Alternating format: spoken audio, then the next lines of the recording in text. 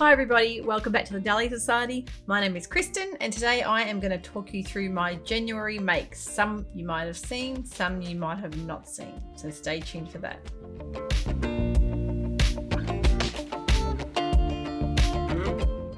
If you're new to the Zadie Society, you'd probably like to know that I do once to twice weekly videos. I do pattern reviews, general chit chat about sewing, things that I've made and things that I'm interested in making. And I just want to say a huge thank you to all my subscribers and just anyone that generally makes a comment or a suggestion or even messages me just to let me know how much they've enjoyed watching my vlogs.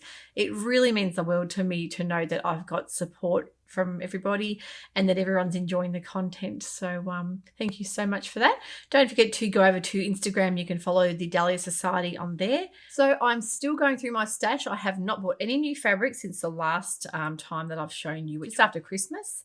I am really trying to be positive and work through my stash so like mad, sew up things that I know that you guys will love before I go out and buy new fabric. And this time of year, you'll see all the new season's fabric coming in and you can walk into the fabric store and get very swayed. Well, those fabrics can look very appealing when you haven't been through your summer stash or vice versa, your winter stash, and you see those new season's fabrics coming in.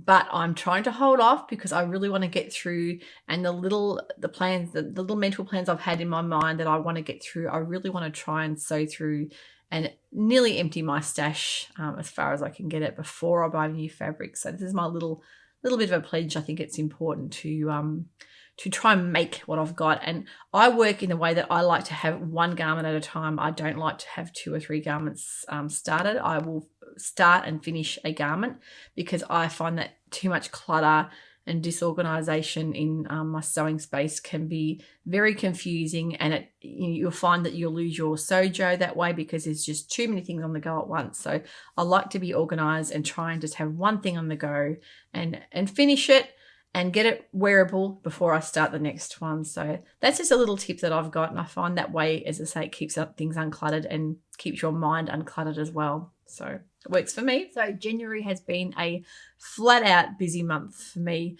I have I kind of got into the swing of things with Christmas, making quite a lot of special occasion wear dresses for the whole Christmas holiday period.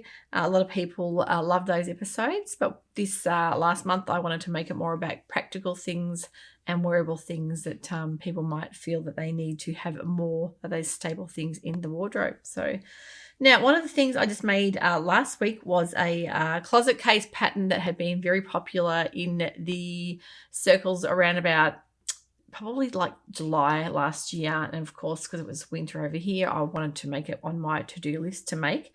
Now, I'm opted to make the top version. Now, and also the name of this too, there was a lot of different talk about how it was pronounced because it was in the Robe collection.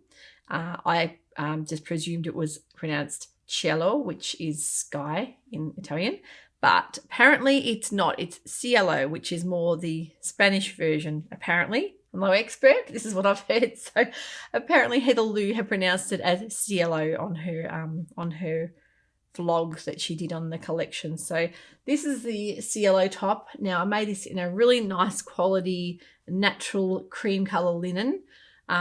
It's a beautiful top to wear. When I was making it, I thought, now this looks very basic, very boxy. Don't really know if it's going to have a lot of sort of the nice lines I was thinking it would have. But when I wore it, it really felt fantastic. And I think it's something to do with the way that the darts are placed. It's quite an unusual placement. And also the shoulder, like sort of like the yoke pieces there on the top of the shoulders. So it really is an interesting design. And I also did the facing. You can either do it with self-binding or facing. Well, I opted for the facing, but this time I did not do any fusible interfacing on my facing because every time I make a linen top and I fuse it with a facing, like an interfacing, I actually find it shrinks the linen a little bit, and then you have trouble fitting your facing to your neckband. I don't know if you guys have ever found that before. I really loved the cuff detail as well. I thought that was another interesting little design feature. And I made it at the length that the top version. Usually I lengthen every top I've got. It's just a bit of a habit of mine. I usually add at least 10 centimeters just because of what I wear with it. But this I wanted to wear with my Winslow culottes, which are a quite voluminous type of culotte pants, or a gathered skirt. So I thought I really don't want to have it long for that because it won't give the right effect that I want. So I kept it the cropped style, and I'm glad I did because it's a perfect length. I haven't really got any other tops this length. So it might look a bit cropped on the pattern, and you might be a bit worried about that, but give it a go because I was really surprised in how lovely and just the actual style of the top itself. It's a really gorgeous style. My mum actually made the dress. It's quite short. She was quite surprised because on the pattern envelope, the model, maybe she might be very petite, I'm not sure, but it looked about a knee-length dress, but when she made it, it was quite a lot shorter, and she's only about 5'6" like me. So yeah, be careful of that. If you're wanting to wear it as a dress, have a look at the measurements and the length of it because, yeah, she ended up making hers into a top in the end. But I would really like to make the dress and maybe just lengthen it just a smidge. But, yeah, a lovely basic to have. And, as I say, with linen, you can't have enough plain linen tops because they will go back with everything. So that's another January make was the Sew House 7 free range slacks. I did a sew along with those. A lot of people had watched and sewn along with me, and that is a fantastic, comfortable, lovely in linen, lovely in any type of natural fibre. Can be done in drills, in chambres, and in lightweight denims. And you can do a wide leg or a tapered leg, and I opted for the tapered leg because I really liked the look with the cuff. And I ended up doing the French seamed insides of those legs as well. I had a lot of people comment that they actually really liked the style. A couple of people hadn't seen that style of pocket. I forgot to explain that when I was sewing these up. The front flat angled pockets with the top stitching, the way the pocket has been assembled, it's not like your normal pocket bag style pocket. You don't actually have a pocket bag in the sense that you have one piece on the inside and then you top stitch it on the outside.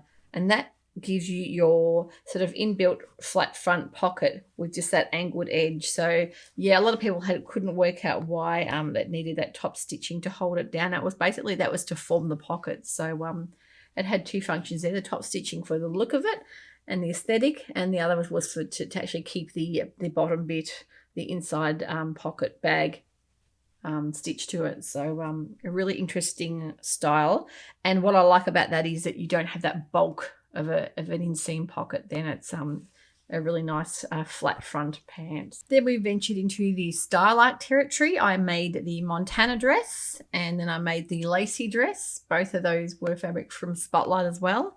I had a lot of interest in people talking about Starlight Patterns themselves, how much people loved the look and the aesthetic and just the actual style of their clothing. A lot of people were thrown off by the lack of instructions. I got quite a few people commenting on that, saying that it actually had scared them away when they'd seen the small instructions. But then there was a lot of diehard fans for Starlight that absolutely loved their patterns and had said once you've sewn one you will go back, and especially for more of an intermediate or advanced sewist that already would know the basics of putting a skirt or a dress or a pattern together, that would then not scare them away because of course they know how to do that structure already. And they just said once you start looking in their pattern catalogue, it's really interesting just to see how many styles they've got and how well drafted their patterns are, and also the inclusivity of their size range. Of course, it's a really broad size range and it appeals to a lot of people. The patterns also I didn't realise could be bought on Amazon as well if you wanted to look into that. And also, if you buy a single size pattern, you'll get the size below and the size above. So that's another thing to remember, that you can also get multi-size patterns now. That's another new feature they've brought into their website. But yeah, those dresses, I've worn them a lot. They're just a comfortable, easy wear style of dress. And if you make them in a lovely light fabric, you tend to pull them out because they're just breezy.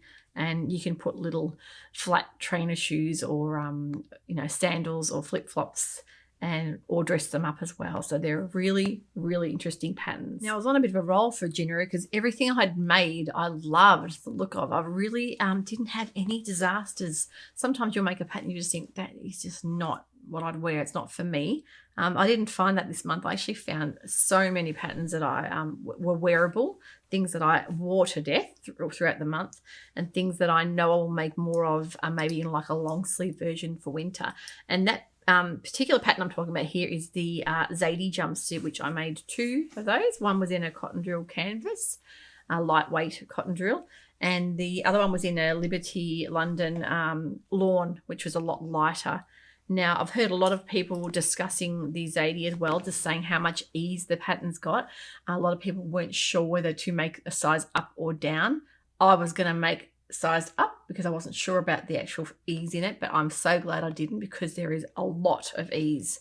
So if you're not sure, probably best to make a twill, but I chose a 14 and it had stacks of room. I really didn't need to go up at all, so I'm glad that I didn't. It does take a lot to take certain elements of a garment in if you've upsized, because you'll change the look of it. Sometimes if you go too big, it really does change the whole structure and look of the garment. So be aware of that. Don't always just upsize and think, well, I can just skim in the edges and take bits in here and there. Sometimes, you would change the whole look of it. So be careful with that. But yeah, the Zadie, I really loved it. I loved how popular the pattern was. I got lots of inspiration on Instagram for that. And as I say, it will definitely be a winner for winter. I will make more of these. I'd love to make a denim one. A long sleeve denim, I think would be fantastic. It's a real staple kind of thing. So yeah, and I found it really quite easy as far as going to the bathroom. It worried me a lot more than what I thought, and it was very easy to get on and off. So it's not like one of those hard to undo jumpsuits that you'll have ties at the back or zips on the side. It just undoes at the front, quite roomy and easy to get on and off. So if you're worried about that, don't. It's not as bad as what you think. Now, my last episode, I had 2 free skirts. One was a Peppermint Wrap skirt, which was in a quilting cotton, in a lovely blue and white floral. And the other was the Justine Ready to Sew skirt. And the last episode I did on those 2, I showed the hack on the elastic back skirt, which is, as I say, it's very popular. People love that look of the flat, neat front and the ease of the elastic back. So both those patterns were really well received. Everyone loved those, and I've had a lot of people commenting saying that they were downloading the patterns and they were going to, make them for spring and summer. So yeah, try to utilize those free patterns, because if you can get something for free, there's not much around these days that is for free that is quality. And definitely the drafting and the styling of these patterns is well worth using your fabric in your stash for. And they always promote using stash fabric to be more eco-friendly. Use up what you've got instead of, if you get a free pattern, it kind of defeats the purpose to go out and then buy fabric if you've already got it there. So yeah, that was a really, really well received episode, and I'll have more of those free pattern episodes coming up very shortly.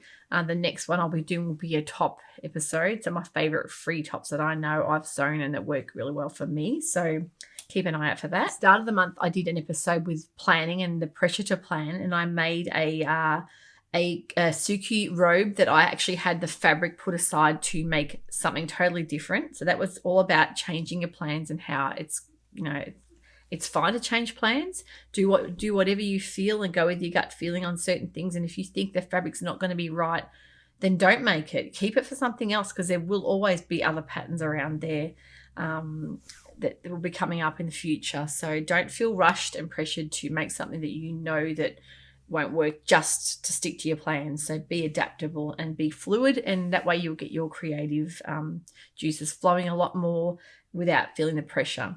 So this robe I've actually worn a lot too, because I had the silk robe, which is a heavier suiting silk, for Christmas in the fox print. I've worn that a lot as well, but it's a bit warmer. So if it's a really, really hot day, the linen and cottons are the way to go for a Suki robe. And it's the sort of thing you can wear to the beach as well. You can wear it over the top of bathers, hopping out of the pool, the spa, and you're just just popping in your makeup on in the morning and having something nice and cool and light to wear. Think about doing a linen one in these, because I really love the feel of it, and it's nice and breathable, because it can get hot when you're doing your hair and you have all those heating appliances and things going and putting your makeup on. Linen is just such a lovely, lovely fabric to wear. So really happy with that one as well. Now, the last one I've got on here, I haven't shown you guys yet.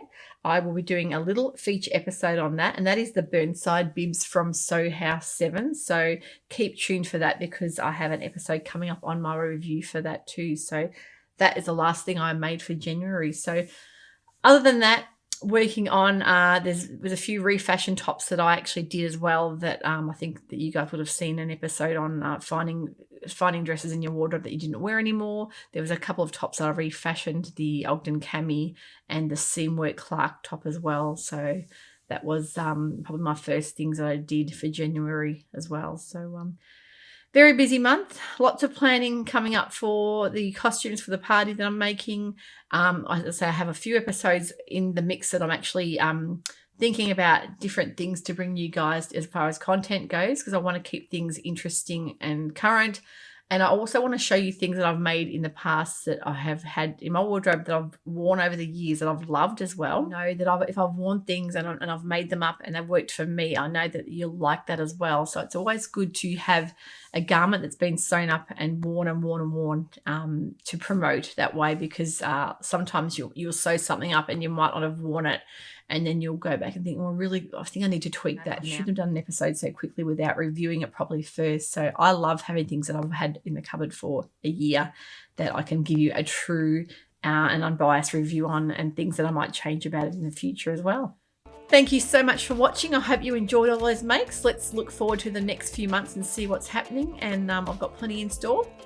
If you liked what you saw today, don't forget to click and subscribe to my channel and hit that little notification bell to be alerted to new episodes. Jump over on Instagram and follow me on there as well if that interests you too. So thank you so much for watching today. We will see you very soon for a new episode. Bye for now.